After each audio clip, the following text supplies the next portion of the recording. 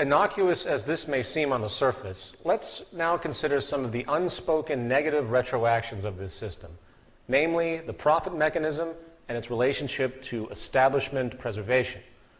Very simply, problems and scarcity equals profit. Socially negative attributes of society become positively rewarded ventures for industry. The more problems and scarcity there is, the more money that can be made off of attempts at solutions. The more efficiency created in society, the less opportunities for monetary acquisition. Think about this.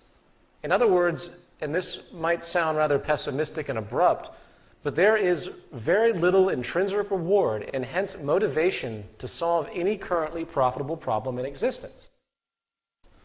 The very nature of monetary reinforcement condones the perpetuation of problems. For example, energy is the cornerstone of our society. You would think that scarce and depleted oil supplies, which is a common speculation at this point in time, peak oil, would be a dire concern given our current social dependence, posing nothing but negative connotations. No, not in the short term.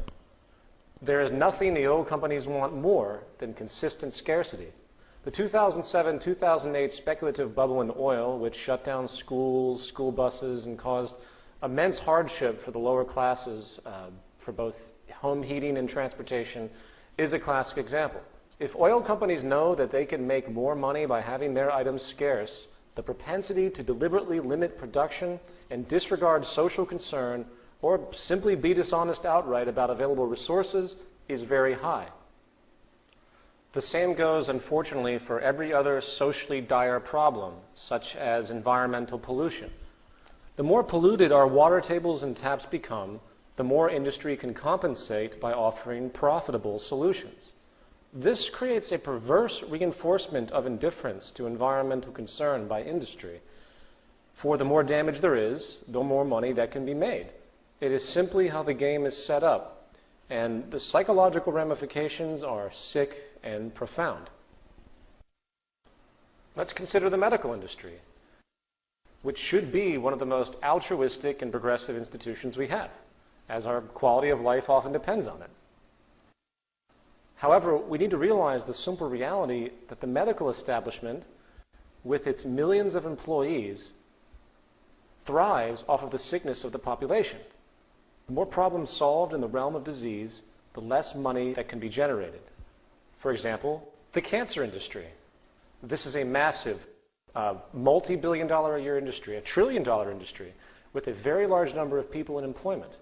Suppose for a moment, hypothetically, that a cure for all cancers was somehow achieved, and the method of treatment was simple and easy. In other words, there was no longer a way to make all of this money off of the illness by the medical establishment.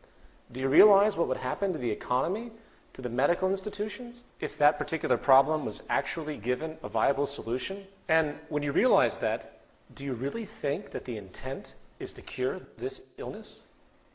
It's something to think about. And it would also lay off tens of thousands of people. I mean, keep in mind, it's an establishment. The moment you have employees and everything, and even if you're working initially for an altruistic cause, the moment you're in the position of supporting a group, and the group relying on the institution, suddenly motivations change.